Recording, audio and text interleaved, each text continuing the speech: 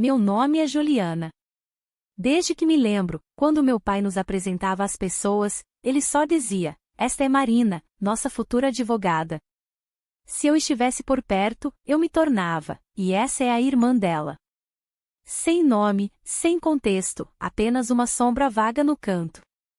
Eu costumava pensar que talvez fosse imaginação minha, talvez eu estivesse sendo sensível demais, mas então veio a festa de formatura há 2 anos, a formatura do ensino médio de Marina. Toda a família apareceu em cores pastel e sorrisos tensos. Meu nome sequer estava na faixa, e quando meu pai fez seu discurso, ele disse: para minha única e verdadeira estrela. Eu estava a menos de 1 metro dele.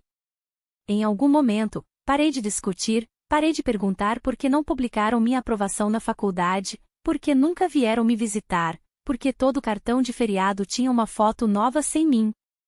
Lembro-me de olhar para uma foto de Natal que eles enviaram. Estavam todos vestindo vermelho, até o cachorro, e onde eu costumava estar, estava Marina, no centro, segurando o cachorro, ladeada por nossos pais, como se fossem a família nuclear perfeita. Eles não me cortaram da foto, eles refizeram a foto. Ninguém disse que eu estava deserdada, ninguém declarou isso, mas aprendi como as pessoas desaparecem sem funerais, como você pode ser apagado educadamente. Meu nome é Juliana Mendes e, se você perguntar ao meu pai, eu não existo. O e-mail chegou em uma terça-feira. Não era da minha família, claro que não. Era do escritório de ex-alunos da Eastern University, a escola onde Marina e eu acabamos indo, só que em épocas diferentes. Assunto: você está convidado, destaques da cerimônia de formatura da turma de 2025. Quase o deletei. Geralmente não abro e-mails com cabeçalhos de confetes, mas algo na prévia me chamou a atenção. Convidado especial, investidor palestrante principal a ser revelado na cerimônia. Investidor?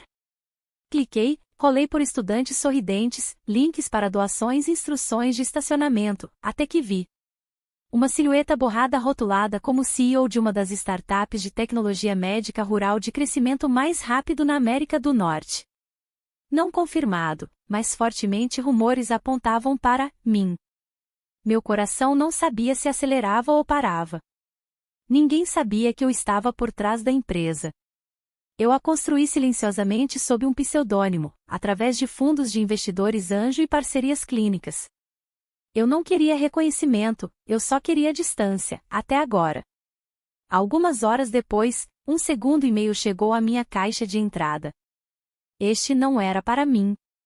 Era uma corrente de mensagens encaminhadas entre minha tia e o resto da família, fotos de Marina com a Beca e o Capelo, um menu de buffet, mapas de assentos. Então, uma linha do meu pai: certifiquem-se de que Juliana não saiba disso. A última coisa que precisamos é de uma distração no grande dia de Marina. Distração. Aquela palavra atingiu mais forte do que qualquer insulto jamais poderia. Eles não apenas me esqueceram, eles planejaram em torno da minha ausência. E pela primeira vez em anos, não me senti triste, senti algo mais frio, mais afiado. Eu não ia estragar a formatura dela, não. Eu ia simplesmente dominar a sala ao lado. Naquela noite, fiquei sentada no escuro por muito tempo. Sem luzes, sem música, apenas o zumbido da minha geladeira e o brilho suave da tela do meu laptop. As palavras deles ecoavam na minha cabeça como ruído de fundo: certifiquem-se de que Juliana não saiba disso, ela vai arruinar tudo, ela sempre encontra um jeito de fazer tudo girar em torno dela. E eu acreditei neles. Não de uma vez, não como um raio, mas como erosão, lentamente ao longo dos anos, até que você não tem mais certeza onde você termina e as vozes deles começam. Talvez eles estivessem certos, talvez eu fosse o problema. Pensei naquele Natal em que não voltei para casa, nos aniversários que deixei passar em silêncio, nas mensagens não respondidas de primos que não sabiam o que dizer. Pensei em como nunca contei a ninguém sobre a empresa que construí, como arquivei todos os documentos legais sob um pseudônimo só para evitar ser ligada a eles. Talvez isso fosse egoísmo, ou talvez fosse autodefesa. Mesmo agora, eu não tinha certeza. Encarei meu reflexo na tela preta do laptop, olhos cansados, um coque mal feito, um moletom com o logo da minha startup que ninguém reconhecia. A garota que eles chamavam de desistente, a garota que se foi. Ninguém nunca me viu da maneira que eu queria ser vista. E se ninguém te vê, você realmente existe? Na manhã seguinte, abri meu laptop novamente, entrei no nosso portal de investidores. Lá estava a confirmação: Eastern University, vaga de palestrante principal na cerimônia de formatura confirmada, nome a ser anunciado. Passei o mouse sobre a caixa rotulada nome de exibição, digitei 3 palavras e cliquei em salvar: Juliana Mendes, CEO. Começou com um barulho, um farfalhar do fundo da gaveta da minha cozinha. Eu não estava procurando nada em particular, apenas um cardápio de entrega ou talvez pilhas, mas minha mão roçou um papel puxeio, um recibo de almoço amassado de 5 anos atrás, desbotado e dobrado nos cantos.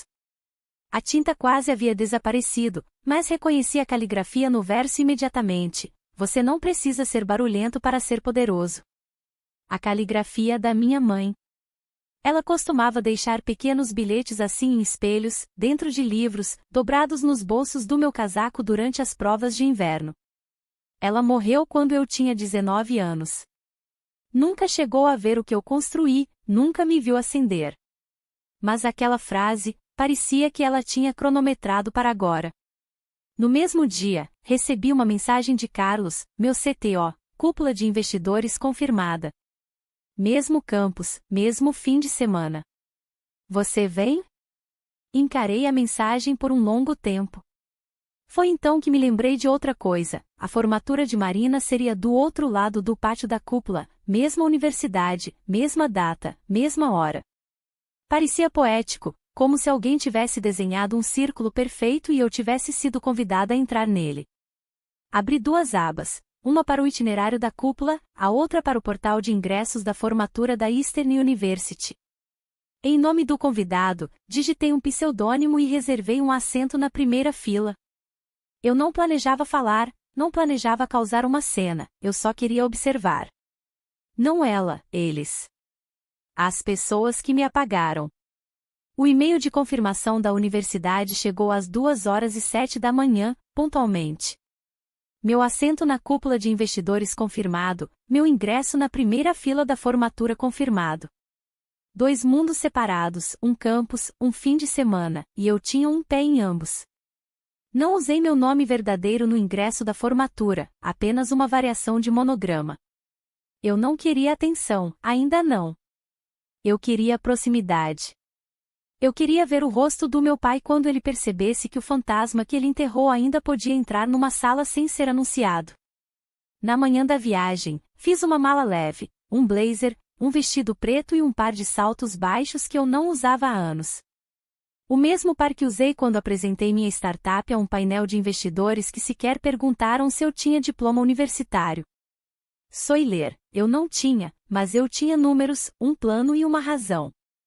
Na viagem de trem para Ishi, passei pelo antigo prédio de ciências onde eu costumava dormir entre as aulas, onde Marina uma vez disse aos amigos que eu era só uma desistente que a seguia por aí. Agora, meu nome circulava discretamente no programa da cúpula. Quando cheguei, o recepcionista no portão da formatura escaneou meu ingresso e sorriu: este assento foi solicitado cedo, reservado na primeira fila. Parece que alguém realmente queria você aqui. Sorri de volta. Acho que sim. Sentei-me no terceiro assento do corredor. O sol batia na minha nuca enquanto os alunos entravam. Ninguém me notou, ainda não, mas eu notei todos. E atrás de mim, ouvi a voz do meu pai. Baixa, autoritária, falando com a segurança. Meu pai estava andando de um lado para o outro perto da entrada, falando com alguém com uma prancheta e um rádio. Seu tom não era elevado, mas era afiado, controlado, o tipo de voz que ele usava quando estava prestes a remover alguém sem sequer levantar a mão. Mantive a cabeça baixa. Ele não olhou para mim diretamente, apenas varreu as fileiras com aquele mesmo olhar de desaprovação que ele usou em mim no dia em que parti para sempre. O recepcionista se aproximou. Senhora, posso confirmar seu nome para o registro de assentos? Entreguei-lhe o ingresso. Ela assentiu, sorriu e seguiu em frente. 2 fileiras à frente, minha irmã estava sentada com os formandos, o cabelo perfeitamente inclinado, a beca impecável. Ela parecia a mesma, talvez mais fria, talvez mais polida, mas eu conhecia aquela expressão, a que ela usava quando estava atuando. Ela sempre foi boa em representar o papel. Um professor passou, parou, olhou para mim 2 vezes e então fez uma dupla tomada. Espere, sussurrou, você é Juliana Mendes? Eu mesma, respondi, apenas sorrindo levemente. Li seu estudo de caso sobre infraestrutura de telecomunicações. Trabalho brilhante, disse ele, autossuficiente para 2 pessoas na fileira atrás de mim virarem a cabeça. Do outro lado do pátio, as faixas da universidade tremulavam, os alto-falantes ligaram. A cerimônia estava prestes a começar. Atrás de mim, meu pai falou novamente, desta vez mais alto, ela não deveria estar aqui, ela não está na lista. Não me mexi. Deixei olhar, deixei-o semicerrar os olhos e fumegar e procurar, porque a garota que ele pensou ter apagado não existia mais. Só a mulher na primeira fila existia, e logo toda a escola saberia seu nome.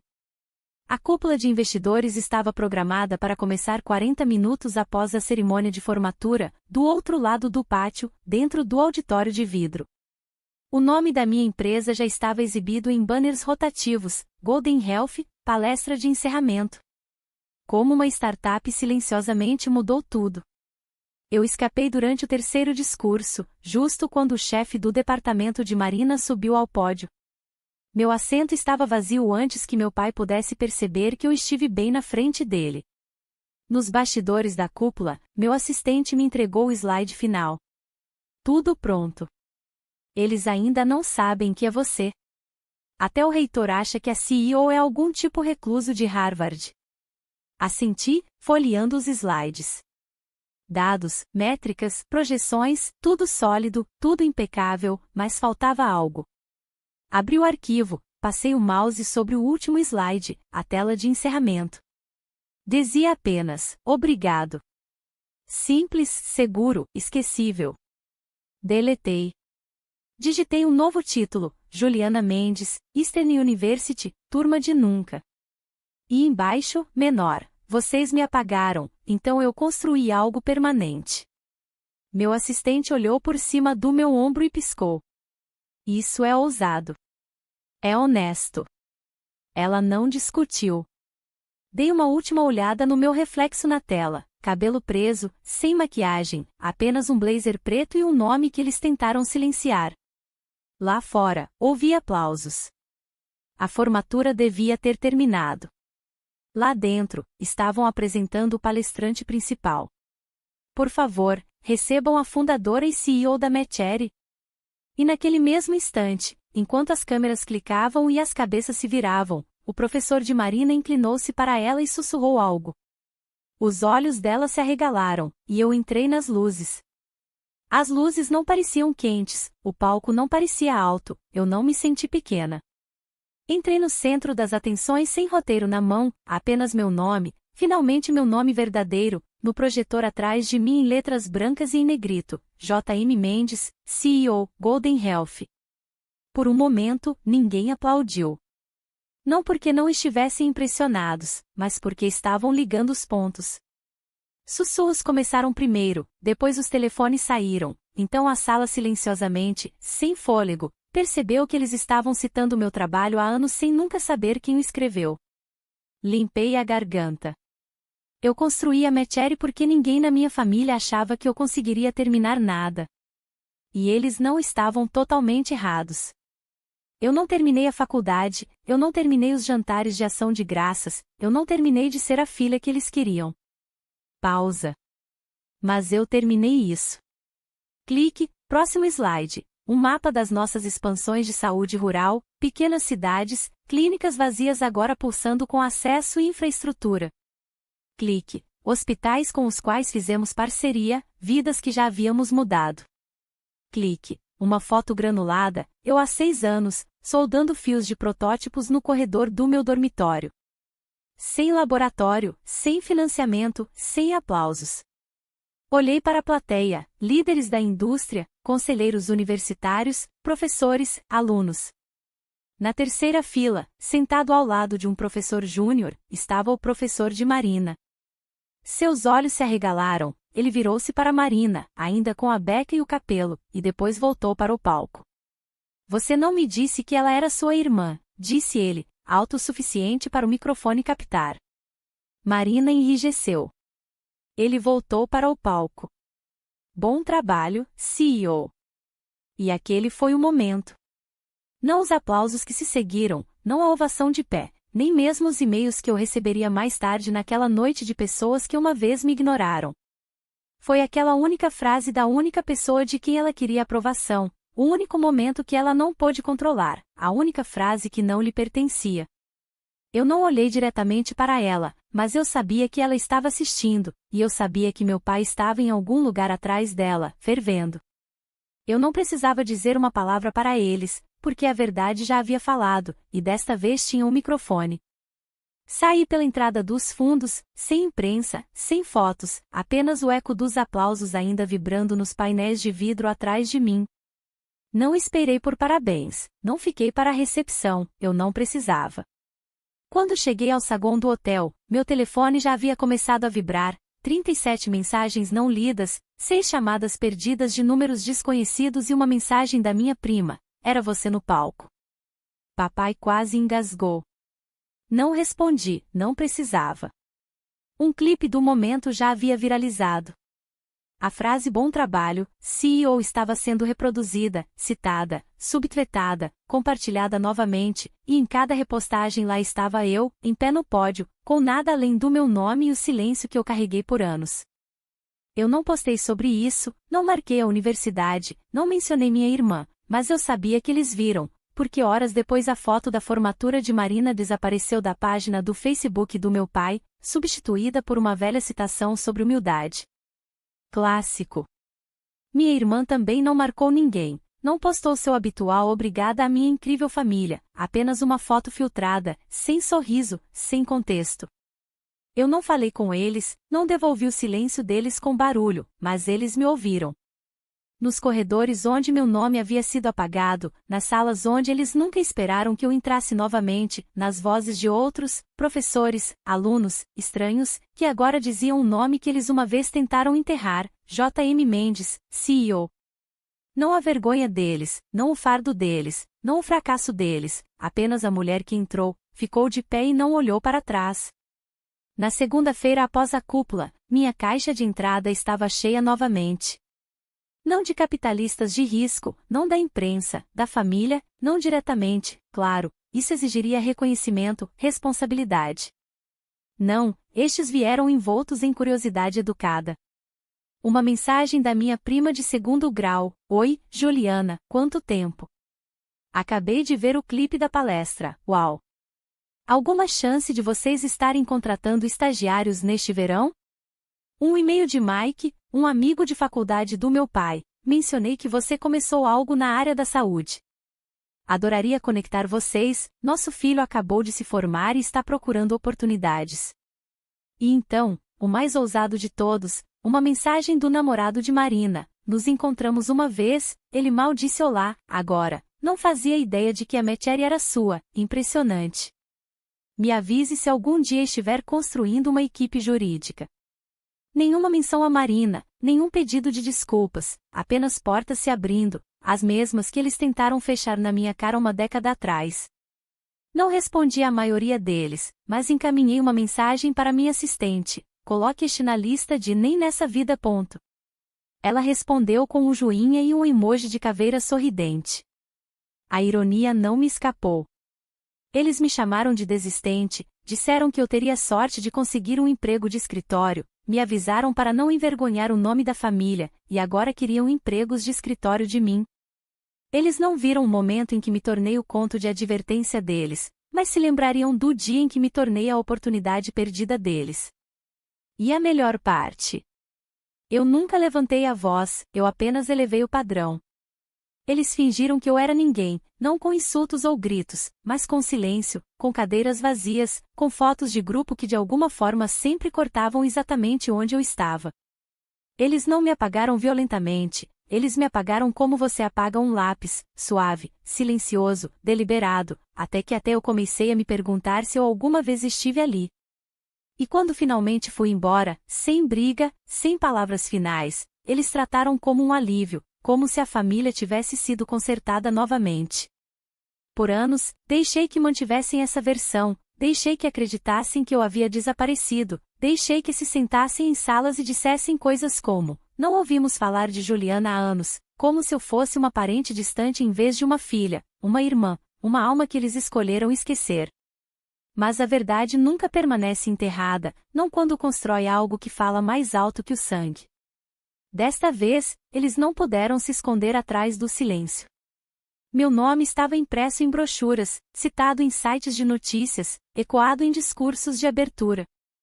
Eles não puderam rolar a tela, não puderam fingir que não viam. E essa foi a vingança silenciosa. Eu nunca pedi para ser bem-vinda de volta, eu apenas me certifiquei de que, para onde quer que eles se virassem, eu já estivesse lá. Não como a garota que eles dispensaram, não como o fracasso sobre o qual eles sussurravam, mas como a mulher que agora eles tinham que pesquisar no Google, a mulher com seu próprio legado. E não importa o quanto tentassem desviar o olhar, desta vez eu era inesquecível. Eu nunca voltei para casa, nem mesmo quando meu pai mandou dizer por um primo algo sobre deixar as coisas para trás e família ser família. Ele não queria pedir desculpas, ele queria controle de imagem, e eu não estava interessada. Não havia nada para mim lá. Não o quarto com o papel de parede descascando, não a prateleira onde meus troféus de infância costumavam estar, nem mesmo o jardim que minha mãe uma vez cuidou, agora coberto de ervas daninhas e amargo no calor do verão. Mas eu retornei, só que não da maneira que eles esperavam.